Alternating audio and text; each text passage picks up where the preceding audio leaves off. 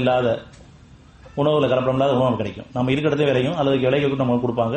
அதை இன்னும் நன்றியோட அவனை பொந்துட்டு சாப்பிடலாம். இப்ப பாம்பு கேட்டு சாப்பிடனாலே இருக்கணும். நம்ம பாவத்தின் காரணமாக, நம்ம குணக்கேட்டின் காரணமாக நம்முடைய எண்ணங்கள் தகுந்த மாதிரி விளைச்சலும் கெட்டதா இருக்குது. இப்ப எண்ணங்கள் தூய்மையடைய, மனம் தூய்மையடைய நல்ல விளைச்சல் கிடைக்க ஆரம்பிக்கும். இதை நன்மையா மாற்றி கொடுப்போம், இன்னும் நல்ல விளைச்சல் கொடுக்கவும் செய்வோம். எல்லா ஆற்றலும் அவன் இருக்கு. ஆனா நம்ம கவனிக்க வேண்டியதெல்லாம் ஒவ்வொரு நாளும் என்னுடைய எண்ணங்கள்ல, என்னுடைய பேச்சுக்கள்ல, என்னுடைய செயல்கள்ல, என்னுடைய பார்வைகள் தவற நம்மளால எந்த நன்மையும் செய்ய முடியாது, தீமை விலகவும் முடியாது. இந்த அடிப்படையை புரிஞ்சுக்கணும். என்னால தீமை விலகவும் முடியாது, நன்மையெல்லாம் செஞ்சிடவும் முடியாது. நான் உணர்றேன், ஒத்துக்கிறேன், ஒப்படைக்கிறேன், உன்னை சார்ந்தடைகிறேன். என்னை மட்டுமில்ல என்னுடைய மனைவியும், என்னுடைய பெற்றோர்களையும், சந்தைகளையும், என் சமுதாயத்தையும் ஒன்றை சமர்ப்பிக்கிறேன். அப்படி ஒவ்வொருத்தரும் ஒப்படைச்சிட்டா போதும். நம்ம குடும்பம் நல்லா இருக்கும், நம்ம சமுதாயம் நல்லா இருக்கும். அதற்கான விளைச்சல் அவன் கொண்டு வருவான். இப்ப நம்ம பாவமொழி கேட்டு சாப்பிடுறோம், நாளைக்கு அந்த கலப்படம் நடந்து அதை ஒத்துக்கிட்டு அவன் ஒப்படைச்சிட்டா போதும்.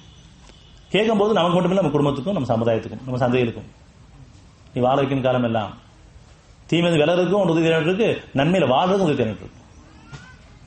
இது நமக்கு இவ்வளவு காலம் செஞ்ச பாவங்களுக்கு பரிகாரம் அமைஞ்சு போயிடும். இந்த குறித்த காலத்தவணையில நீ எவ்வளவு வாய்ப்பு, அந்த குறித்த காலம் நன்மை செய்வது அழகான வாய்ப்பு. நமக்காகவும், நம்ம குடும்பத்துக்காகவும், சமுதாயத்துக்காகவும் சத்தியத்துக்கு சாட்சியம் மனிதா வாழ்ற அந்த விருப்பத்தோட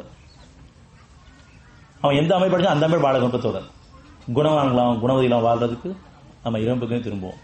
யாரை பத்தியும் கோபதாங்களோ குற்றங்களோ மனசுல வேண்டாம். இருக்கிறத மீட்டுக்கணும் கேட்கணும், தூய்மையாக்கணும் கேட்கணும். தூய்மைப்படுத்த அவன் போதுமான என்னுடைய மன தூய்மைக்கா நான் பக்கம் திரும்புறேன். அவனை தான் தூய்மையாக்க முடியாது.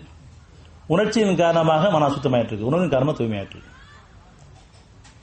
ஆனா உணர்வுகளை வாழணும், உணர்ச்சியில வேண்டாம் கேட்போம். என்கிட்ட ஒட்டுமொத்த உணர்ச்சியை நீக்கி உணர்வுகளை வாழ விடுவேன்.